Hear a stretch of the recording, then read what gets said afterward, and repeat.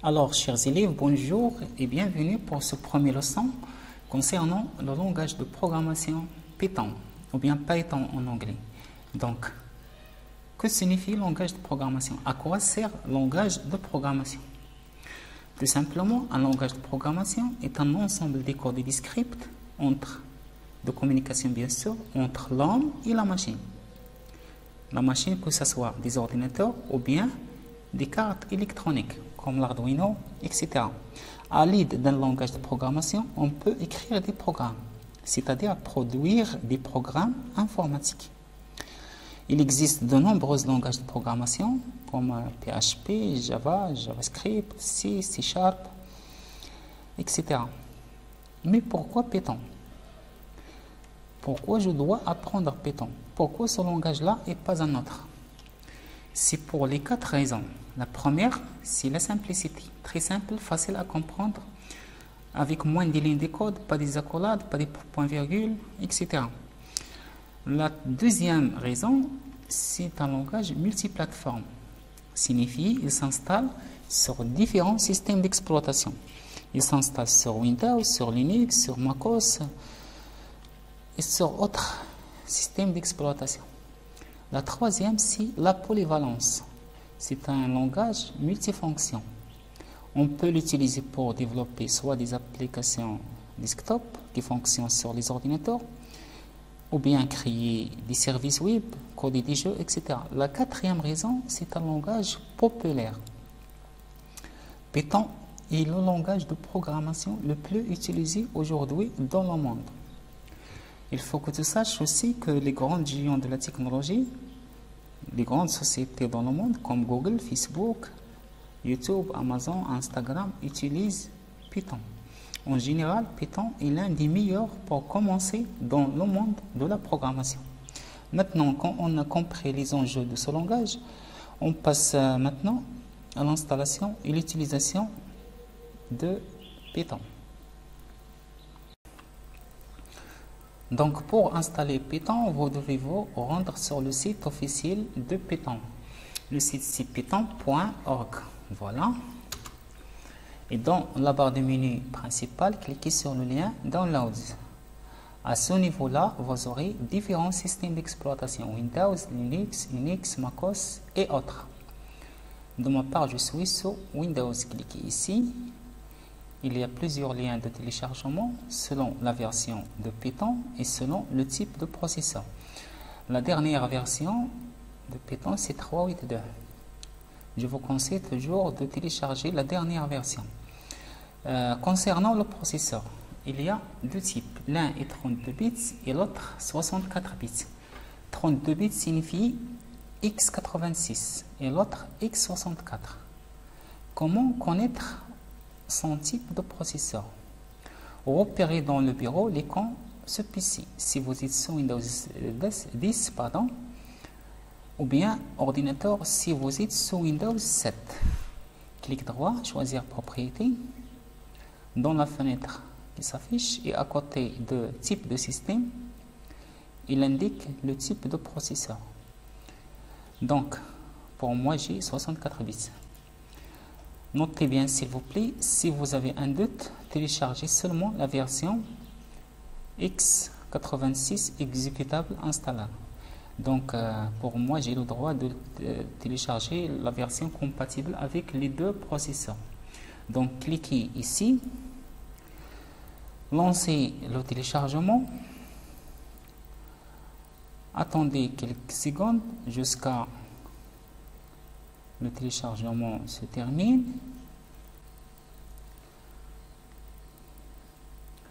Maintenant, le téléchargement est terminé. Cliquez ici pour lancer l'installation, puis exécuter. C'est une installation classique. Cochez s'il vous plaît cette case Add Python 3.8 Support. Cliquez sur le lien Install Now et patientez quelques secondes.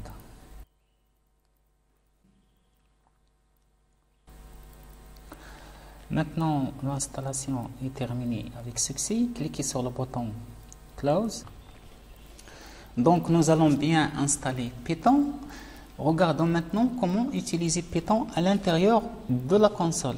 Pour cela, vous allez dans le menu Démarrer, tapez CMD ou tout simplement chercher l'invite de commande, également appelé terminal sur MacOS et Linux. Cliquez ici, agrandir cette fenêtre un peu, voilà.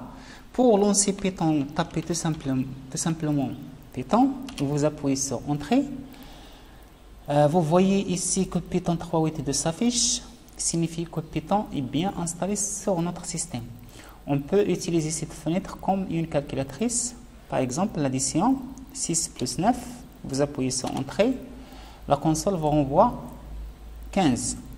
C'est la même chose pour les autres opérations comme la soustraction, la multiplication et la division. Pour la multiplication, 8 multiplié c'est étoile, 5 validé par Entrée c'est 40. Pour la division, 10, virgule, s'il vous plaît, virgule, vous ne mettez pas virgule. Toujours pour écrire un décimal, utilisez des points. 10,5.5 divisé par 4, par exemple. Validé par Entrée, la console vous renvoie 2,625. Passons maintenant à la puissance. Par exemple, 3 à la puissance 4. Vous mettez 2 étoiles 4, c'est-à-dire à la puissance 4. C'est 81. On passe maintenant à la division euclidienne. Prenons cet exemple. 23 divisé par 5, le quotient c'est 4, le reste c'est 3. Le reste également appelé modulo. Donc, pour avoir le quotient, vous mettez 23 2 slash pour avoir le quotient. 5, le quotient c'est 4. Et pour le reste, 23, vous mettez le symbole pourcentage. C'est 3, le reste c'est 3. Prenons un autre exemple. Supposons que x prendre la valeur 10 et x prendre la valeur x plus 8. C'est quoi la nouvelle valeur de x? Juste taper x et valider par Entrée. La nouvelle valeur de x, c'est 18. Voilà. Supposons que y est égal à 7. C'est quoi la valeur de x plus y? La valeur initiale de x, c'est 10. Mais la nouvelle valeur, c'est 18. 18 plus la valeur de y, c'est 7. Donc, Entrée, c'est 25. Maintenant, on a compris comment utiliser Python à l'intérieur de la console. On passe directement à l'utilisation de Python à l'extérieur de la console. Donc, on va voir comment utiliser Python à l'extérieur de la console. Mais avant, on va vérifier une petite chose. C'est les extensions des fichiers. Que signifient les extensions des fichiers? Vous voyez ici que j'ai 3 fichiers, 2 images et un document Word. Chacun a un nom, mais les extensions par défaut sont masquées. Pour cela, vous allez dans le menu Démarrer, chercher panneau de configuration. Voilà. Afficher la liste soit par grande icône ou bien petite icône. Voilà. Cherchez l'icône qui s'appelle Options de l'explorateur de fichiers si vous êtes sous Windows 10 ou bien Options du dossier si vous êtes sous Windows 7. Cliquez ici et dans la boîte de dialogue qui s'affiche et sous l'onglet Affichage, cherchez la ligne qui s'appelle Masquer les extensions des fichiers. Décochez cette case, OK. Maintenant, les extensions sont bien affichées. Par exemple, le nom du fichier, c'est court, mais l'extension docx. C'est la même chose pour les images JPG, PNG. Donc, on va commencer par créer un nouveau dossier dans le bureau. Cliquez dans un nouveau dossier. Donnez un nom à ce dossier. Exemple Python. Voilà.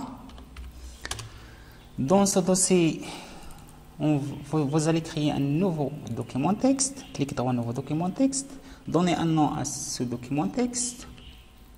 X1 signifie exemple 1.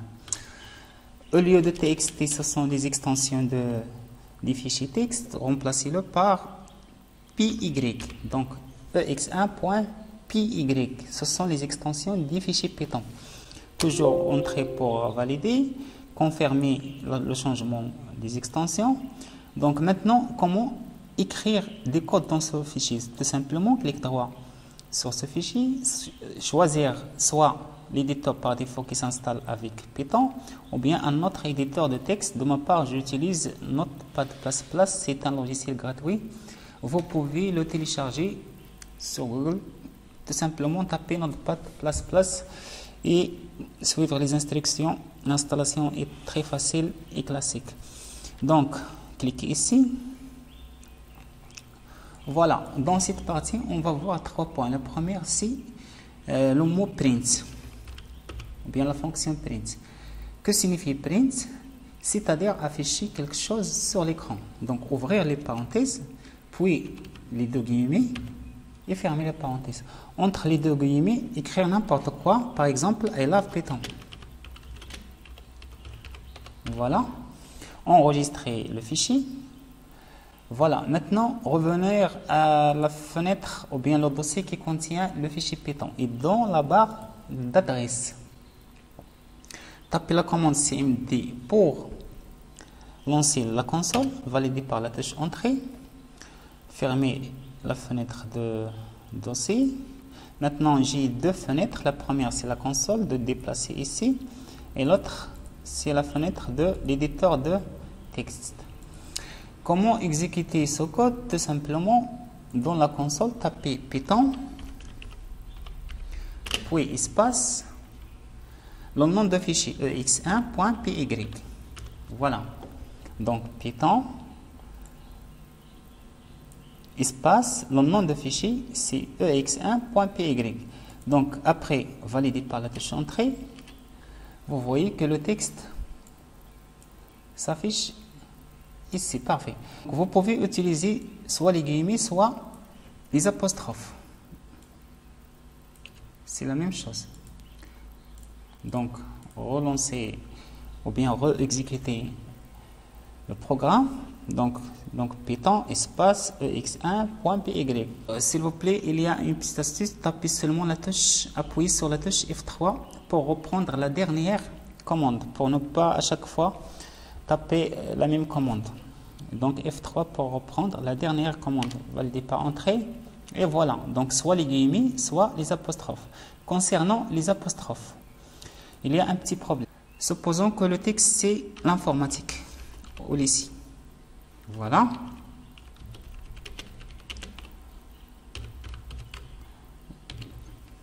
Voilà. Enregistrer. F3 pour reprendre la dernière commande. Entrée. Vous voyez qu'il y a un message d'erreur à la ligne 1. Donc, dans le code, vous voyez qu'il y a un souci de couleur ou bien un changement de couleur. Donc, print, c'est une fonction réservée à Python, c'est bien. Mais ici, L en vert et les autres mots sont avec un autre couleur. Donc, on ne peut pas utiliser des apostrophes entre les deux apostrophes de la fonction print. Pour éviter ça, et avant l'apostrophe de l'informatique, tapez anti-slash. Voilà, donc la phrase maintenant a la même couleur. Donc enregistrer F3 et vous appuyez sur Entrée. Super. Donc je vous conseille toujours de ne pas utiliser les apostrophes.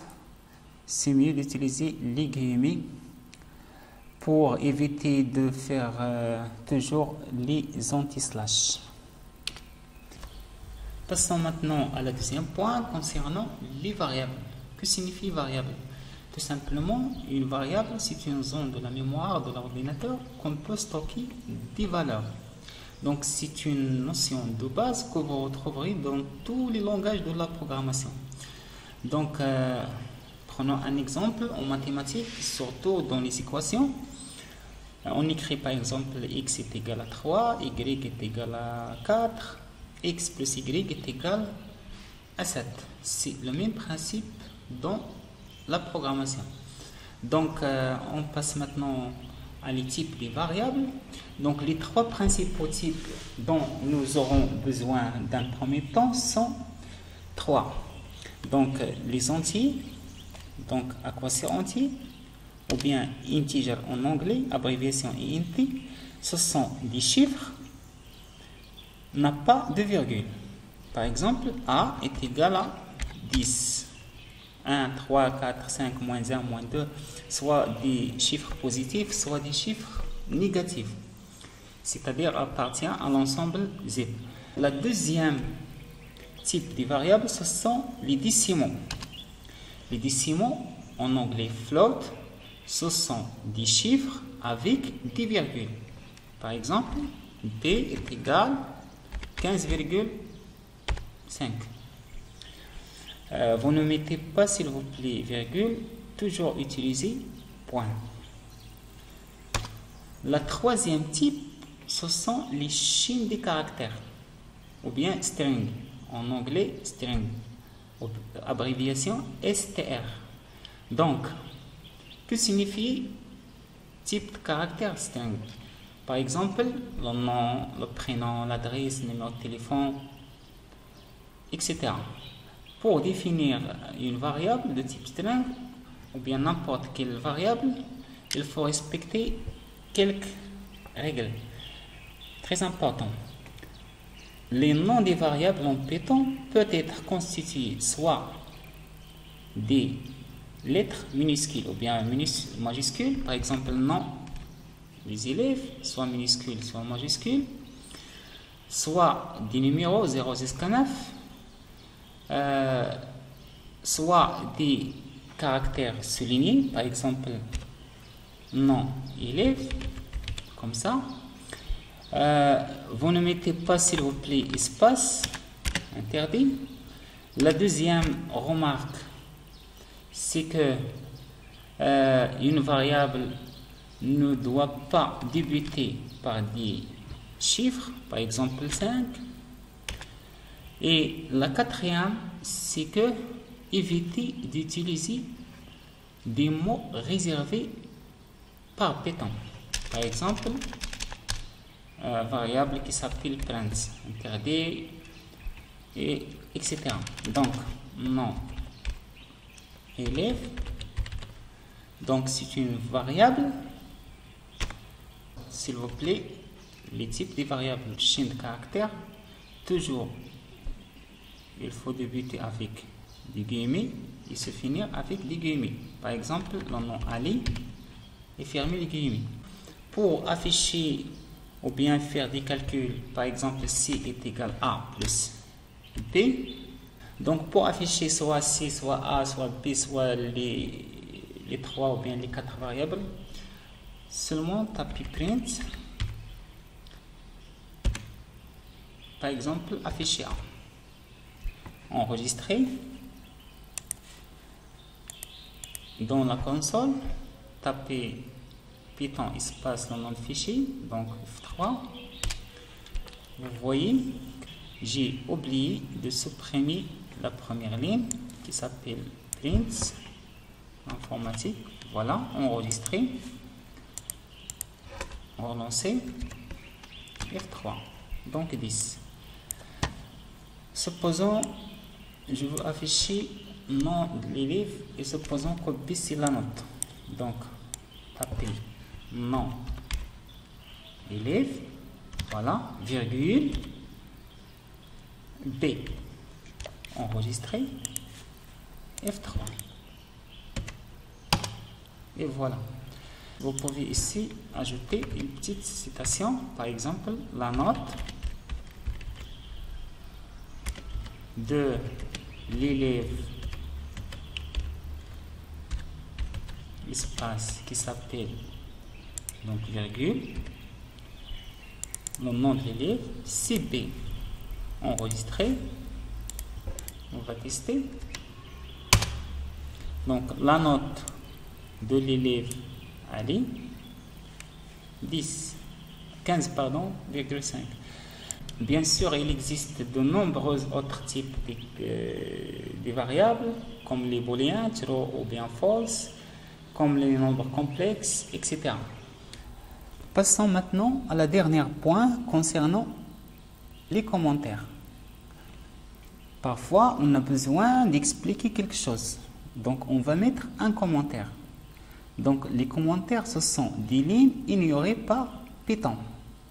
Donc, il existe deux types de commentaires, soit d'une seule ligne ou bien de plusieurs lignes. Le premier type, commentaire de première ligne. Par exemple, expliquer que ça veut dire à prendre la valeur 10, mais vous mettez la valeur 10. Voilà l'âge de l'élève, par exemple. Donc, vous voyez ici que la couleur change, signifie c'est un commentaire. Ici, la même chose, dièse, la note de l'élève. Pardon. Ainsi de suite. Les commentaires à plusieurs lignes. Vous mettez 3 guillemets. Vous voyez que la couleur change et à la fin 3 guillemets. Entre le début et la fin, vous mettez n'importe quoi. Par exemple, ceci est un commentaire de plusieurs lignes.